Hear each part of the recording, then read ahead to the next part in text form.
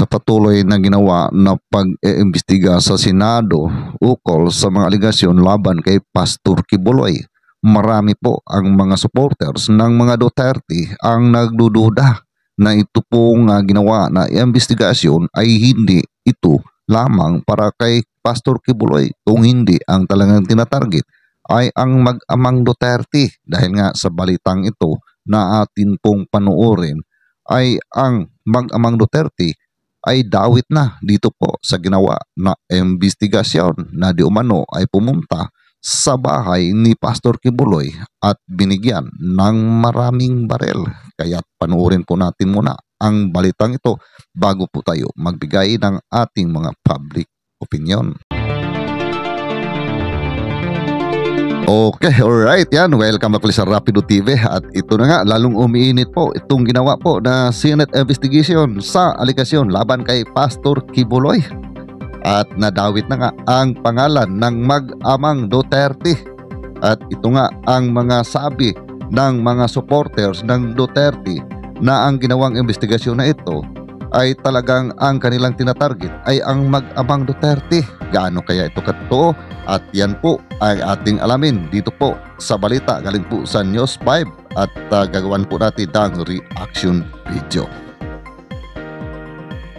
Sina dating Pangulong Rodrigo Duterte at Vice President Sara Duterte sa investigasyon ng Senado kaugnay ng umano'y samot-saring pag-abuso at paglabag sa batas ni Pastor Apollo Kibuloy. Isang testigo ang nagsiwalat na nakatanggap umano ang mag-ama ng mga bag na naglalaman ng baril mula kay Kibuloy. Nasa frontline ng balitang yan, si Camille Samonte. Malalaking bag na may iba't ibang klase ng baril daw ang natanggap ng mag-amang Duterte mula kay Pastor Apollo Kibuloy. Nakita raw yan mismo ng dalawang mata ng dating miyembro ng Kingdom of Jesus Christ na si alias Rene. Nangyayari raw ang transaksyong yan sa lugar na tinatawag na Glory Mountain. Minsan po pumupunta din po doon si former President Rodrigo Duterte. Ito po mga kaibigan, mayroon lang po akong napansin dito. Iwan ko lang kung napansin din po ninyo. Ito pong witness na ito ay mayroon po siyang binabasa. Diba kung talagang totoo ang iyong sinasabi, kahit hindi ka na po magbasa. Dahil nasa puso't isip mo yan kung ano po ang iyong sasabihin. Kaya dito po ay nagtataka po ako bakit po mayroon po siyang binabasa. Kung atin pong balikan, yun pong mga ginagawa din po na pag-imbestiga kay Senior Aguila, di ba? Marami din po yung mga witness, na nagtuturo na itong si Senior Aguila ay talagang gumagawa ng mga hindi maganda sa kanyang mga membro. Pero yun pong lahat na nandoon na mga witnesses ay hindi po katulad dito na mayroon po silang binabasa. Talagang sinasabi po nila kung ano po ang kanilang mga nasaksihan doon po mismo sa lugar ni Senior Aguila.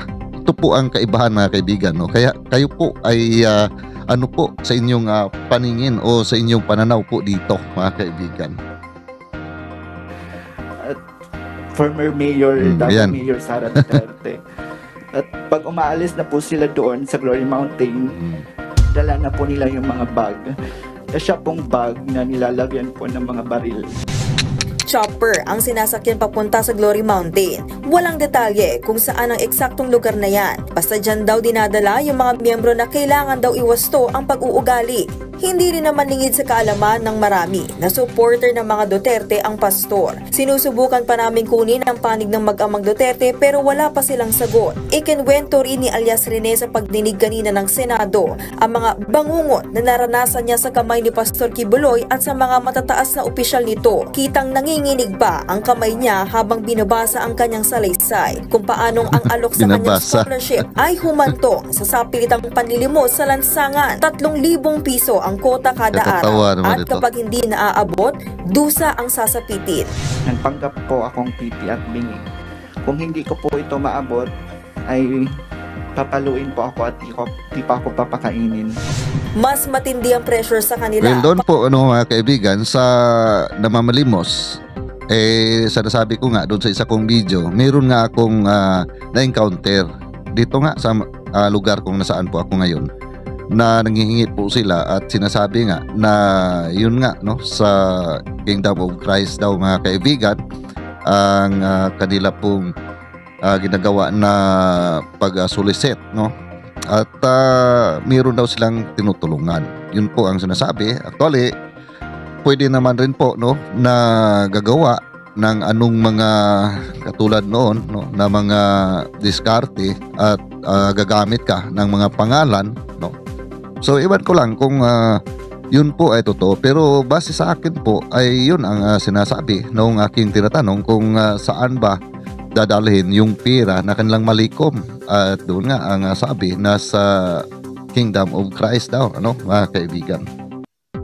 Pagtunton ng Burmans. 1.5 million pesos ang kanilang kota sa pamamalimos. Bukod dyan, nakaranas din siya ng pangmomolestya mula sa mataas na opisyal ng Kingdom of Jesus Christ. Pinagtrabaho rin ng walang sweldo si alias Rene bilang researcher ng SMNI News. Researcher daw siya sa umaga at nanlilimos pagsapit ng gabi. Nang hindi na makayanan ng pang-aabuso, umalis na siya sa SMNI. Dito raw siya binalaan. Huwag daw ako magsasalita tungkol sa kingdom, anong mga nalalaman ko, especially sa mga nakikita ko sa Glory Mountain.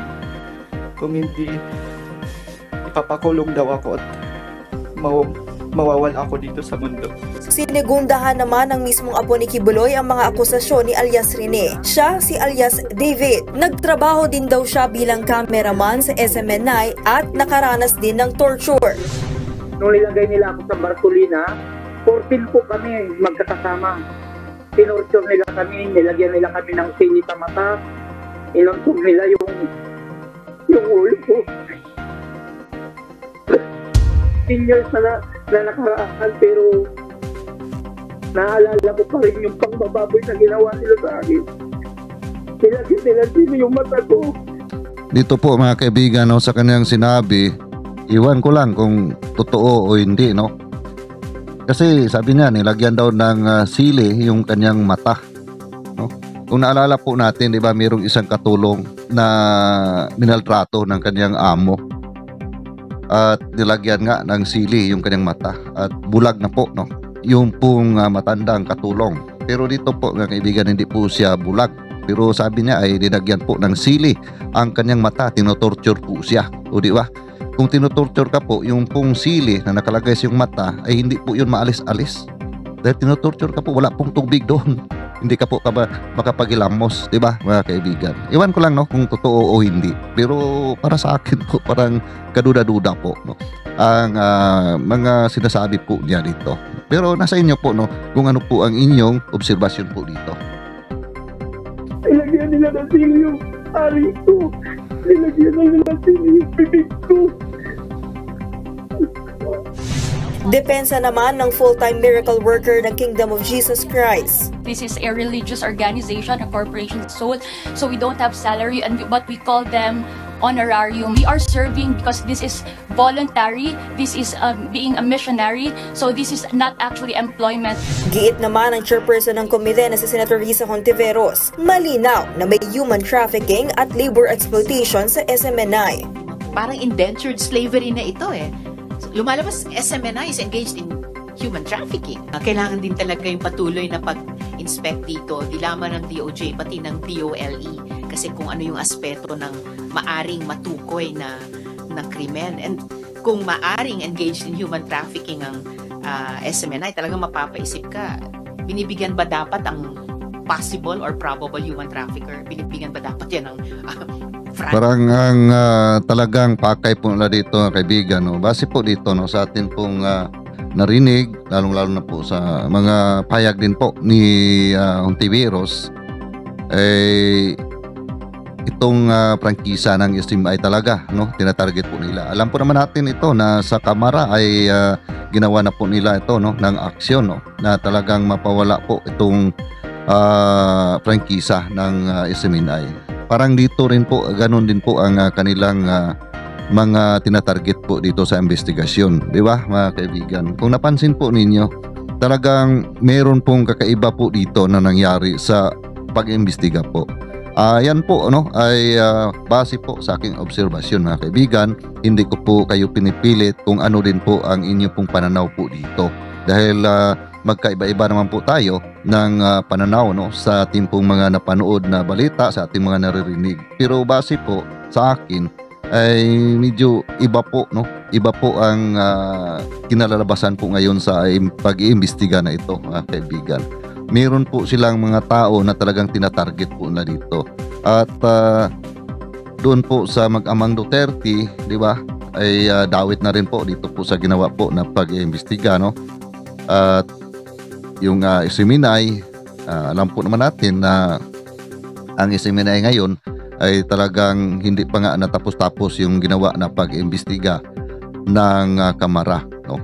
So para sa inyo po, mga kaibigan, ano kaya ang talagang motibo dito po sa ginawa po na pag-iimbestiga at bakit ang lahat po ng mga witnesses ay nakamaskara po sila? Hindi po talaga nila nilalantad yung kanilang mukha, no? Parang katulad ng isang vlogger, no, na ang tapang po niya maghamon. Tapang na tapang po maghamon, mga kaibigan, pero yung kanyang masker, kahit na wala na pong COVID ngayon, ay palagi pong nasa kanya pong mukha. Hindi po talaga niya nire-reveal yung kanyang mukha, mga kaibigan, no? So kung talagang totoo ka sa iyong sarili at pinaglaban mo ang iyong mga sinasabi, pinanindigan mo yan, dapat ay harapin mo yan na lalaki sa lalaki. Huwag ka pong matakot.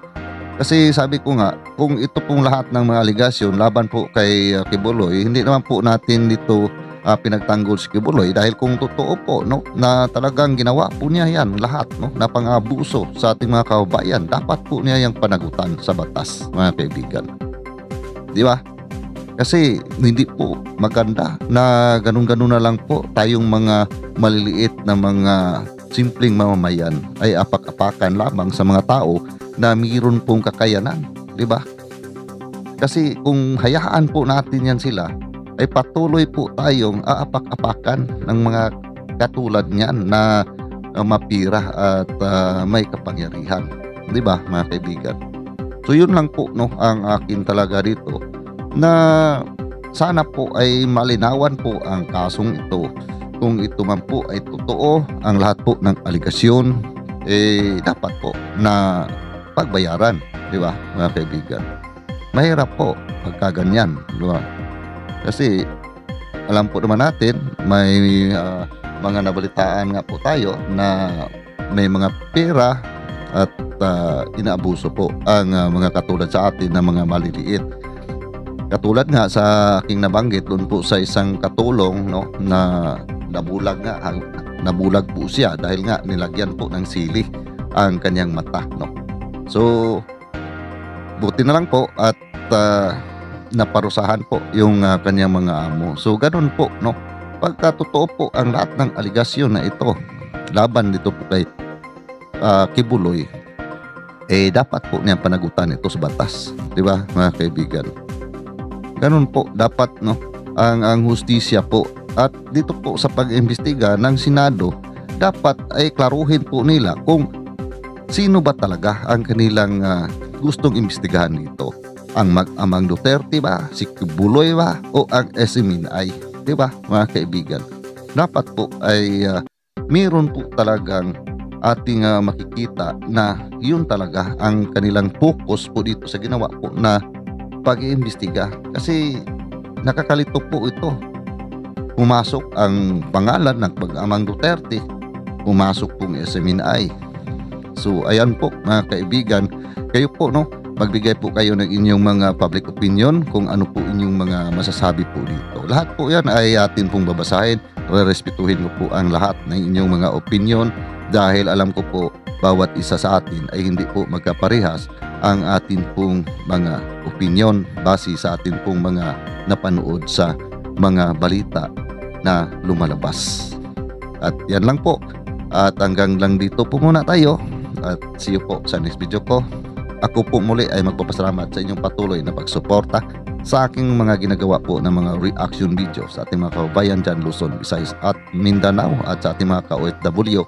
Palagi lamang po tayong mag-iingat. At God bless all of us.